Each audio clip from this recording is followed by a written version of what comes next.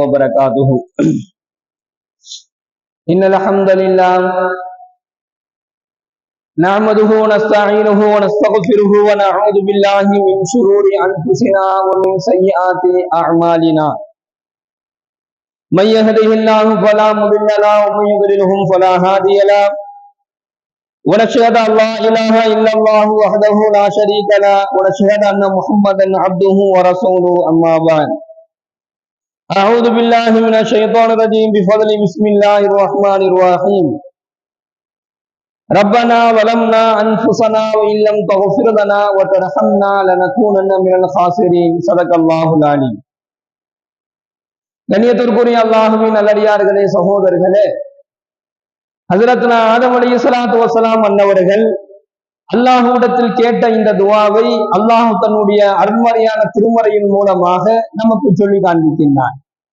ரப்பனா வலம்னா அன்ஃபுஸனா வ இல்லம் தக்ஃபிர் லனா வ தர்ஹம்னா. எங்கள் இறைவா, நாங்கள் தீங்கிழைத்து விட்டோம், உன்னுடைய கருணையை கொண்டு நீ எங்களை மன்னிக்காவிட்டால் லனகூனன்ன மினல் ஹாசிரீன், நாங்கள் நஷ்டமடைந்தவர்களில் ஆகிவிடுவோம் என்பதாக தன்னுடைய பாவத்திற்காக வேண்டி, தான் செய்த தீமைக்காக வேண்டி அதற்கு பகரமாக இந்த துஆவை ஹஜ்ரத்னா ஆதம் அலைஹிஸ்ஸலாத்து வஸ்ஸலாம் அன்னவர்கள் அல்லாஹ்விடத்திலே கேட்டார்கள். இந்த துஆவை அவர்கள் கேட்டதின் காரணத்திற்காக வேண்டி அல்லாஹ் அவருடைய பாவங்களையும் மன்னித்தார். இந்த துஆவை அல்லாஹ் சொல்லிக் கொடுப்பதனுடைய நோக்கம் என்னன்னு சொன்னா, யாரெல்லாம் இந்த துஆவை ஓதி அல்லாஹ்விடத்துல தௌபா செய்கின்றோமோ, யாரெல்லாம் இந்த துஆவை சொல்லி அல்லாஹ்விடத்துல பாவ மன்னிப்பு தேடுகின்றார்களோ அவர்களுக்கு அல்லாஹ் நிச்சயமாக பாவ மன்னிப்பு அல்லாஹ் வழங்கும். அப்படிப்பட்ட ஒரு விசேஷமான துஆ தான் இந்த துஆவாக இருக்கு. நஷ்டமடைந்தவர்களில் நாங்கள் ஆகிவிடுவோம் என்பதாக அவங்க பயந்தாங்க. யாரு? ஆதம் அலைஹிஸ்ஸலாத்து வஸ்ஸலாம் அன்னவர்கள். ஏன்னு சொன்னா, யாரெல்லாம் மறுமை நாளையில நஷ்டவாளிகள் என்பதாக ஸல்லல்லாஹு அலைஹி வஸல்லம் அன்னவர்கள் சொல்கிறார்கள் என்று சொன்னால், யார் அல்லாஹ்வுடைய கோபத்தை பெற்றவர்களாக இருக்கின்றார்களோ, யார் அல்லாஹ்வினுடைய தண்டனையை பெறக்கூடியவர்களாக இருக்கிறார்களோ, யாரை அல்லாஹு தஆலா அவனே விரும்பாத நரகத்தின் பக்கம் அனுப்பி வைக்கக்கூடிய அந்த நரகம் செல்லக்கூடியவர்களாக இருக்கிறாங்களோ, இவங்கெல்லாம் நஷ்டவாளிகள் என்பதாக அல்லாஹ் சொல்றாங்க. அதனாலதான் ஆதம் அலைஹிஸ்ஸலாத்து வஸ்ஸலாம் அன்னவர்கள், நீ எங்களை மன்னிக்கல அப்படின்னு சொன்னா நாங்க நஷ்டமடைஞ்சவங்களாக ஆயிடுவோம், அதனால நீ எங்களை மன்னித்து விடு என்பதாக கேட்டார்கள். நஷ்டம் என்று சொன்னால் சாதாரணமான விஷயம் அல்ல. அல்லாஹ்விடத்தில் அடையக்கூடிய நஷ்டம் என்பது எதற்கு எங்க கொண்டு போய் நிப்பாட்டுன்னு சொன்னா நரகத்துல கொண்டு போய் நிப்பாட்டுவோம். நஷ்டவாதிகள் யார் என்றால் அவர்கள் நரகவாதிகள்.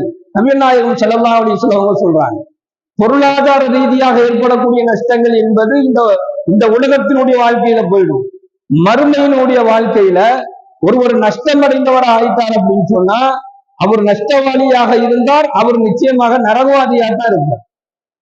அவர் நரகத்திற்கு போகக்கூடியவராக இருந்தாலும் அவர் நஷ்டமடைந்தவராக இருப்பார். அதனாலதான் ஆதம் அலைஹிஸ்ஸலாத்து வஸ்ஸலாம் அன்னவர்கள் தெளிவா அல்லாஹ்ட்ட கேட்டாங்க, நீ எங்களை மன்னிச்சிரு யா அல்லாஹ், நீ எங்களை மன்னிக்கலன்னு சொன்னா நாளைக்கு நாங்க என்ன செஞ்சிடுவோம், நாங்க நஷ்டமடைந்தவர்களில் ஆகி விடுவோம். அந்த ஒரு சூழல் எங்களுக்கு வந்துடாம ஏனே நீ பாதுகாத்து என்பதாக துஆ கேட்கிறாங்க. எல்லாம் வல்ல இறைவன் தன்னுடைய திருமறையிலே சொல்லி காண்பிக்கின்றான், மனிதர்கள் சில பேர் இருக்கிறாங்க. அவர் எப்படிப்பட்ட ஆட்கள் அப்படின்னு சொன்னா, அவர்கிட்ட நம்ம எப்ப போய் பேசினாலும் பயங்கரமா பேசுவார்.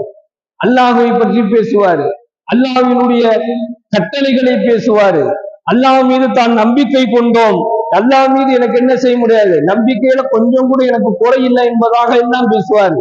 ஆனால் அல்லாஹ்வினுடைய கட்டளைகளை அவர் நிறைவேற்ற மாட்டார். அல்லாஹ் சொல்றான், மனிதர்களில் சில பேர் இருக்கிறாங்க, அவங்க எப்படி அப்படின்னு சொன்னா, நாங்க அல்லாஹ் மீது ஈமான் கொண்டிருக்கிறோம் என்பதாக முழுமையான அல்லாஹ் சொல்லுவாரு. மறுமை நாளை நாங்க என்ன செஞ்சிருக்கோம், ஈமான் கொண்டிருக்கிறோம் என்பதாக சொல்லுவாங்க. ஆனால் உண்மையான இறை நம்பிக்கை கொண்டவர்களாக அவர் இருக்க மாட்டார். அவரிடத்துல இபாதத் இருக்காது, தொழுகை இருக்காது, எதுவுமே இருக்காது. ஆனா பேசும்போது மட்டும் என்ன செஞ்சிருவாரு, நான் அல்லாஹ்வை ஈமான் கொண்டிருக்கேன், நான் மறுமை நாளை ஈமான் கொண்டிருக்கேன் என்பதாக ஒரு முழு நம்பிக்கையோடு பேசுவாரு. ஆனால் அவர் உண்மையான நம்பிக்கை கொண்டவராக இருக்க மாட்டாரு. இத்தகைய குணம் எந்த அடியானிடத்துல, எந்த மனிதனிடத்துல இருக்குதோ இவன் தான் நஷ்டவாளி என்பதாக அல்லாஹ் சொல்றான். அல்லாஹ் மீது நான் ஈமான் கொண்டேன் என்பதாக சொல்வது மட்டுமே அல்லாஹ் விரும்ப மாட்டான். அந்த ஈமானின் காரணத்திற்காக வேண்டி என்ன செயலை நாம் செய்யணுமோ அதை சரியா செய்யணும். அப்ப அல்லாஹ்வை ஈமான் கொண்ட ஒரு மீன் என்னெல்லாம் செய்யணும்னு சொன்னா, தொழுகையில அவர் சரியா இருக்கணும், அவருக்கு இபாதத்துகள்ல சரியா இருக்கணும், மார்க்கத்தினுடைய விஷயங்களை அவரு பின்பற்றக்கூடிய விஷயத்துல அவர் சரியா இருக்கணும், ஸல்லல்லாஹு அலைஹி வஸல்லம் வழிமுறைகளை பின்பற்றணும். இதெல்லாம் அடங்கியதுதான் நான் ஈமான் கொண்டிருக்கிறேன் என்பதற்கு உண்டான அடையாளம்.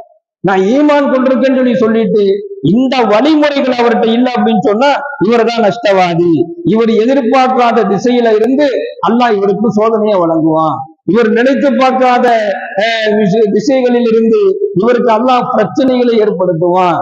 திடீரென்ற வறுமையை அவர் சந்திப்பாரு, கடுமையான நோய் நொடிகளை அவர் சந்திப்பார் என்பதாகெல்லாம் இந்த மனிதனை பற்றி சொல்லப்படுகின்றது.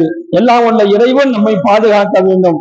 அல்லாஹ் மீது நம்பிக்கையான உறுதியான நம்பிக்கை வந்துருச்சு அப்படின்னு சொன்னா அல்லாஹ்வினுடைய கட்டளைகளை நிறைவேற்றக்கூடிய விஷயத்துல அல்லாஹ் என்ன செஞ்சிருவான், உதவி செய்ய ஆரம்பித்து விடுவான் என்பதாக நபிகள் நாயகம் ஸல்லல்லாஹு அலைஹி வஸல்லம் சொல்லி காண்பிக்கின்றார்கள். இரண்டாவது சொல்றாங்க, யாருக்கு அல்லாஹ் யாரை நஷ்டவாளிகளாக நாளை மறுமையில் ஆக்குவான் அப்படின்னு சொன்னா, அல்லாஹ்வின் தூதர் ஸல்லல்லாஹு அலைஹி வஸல்லம் அவர்கள் கூறினார்கள்,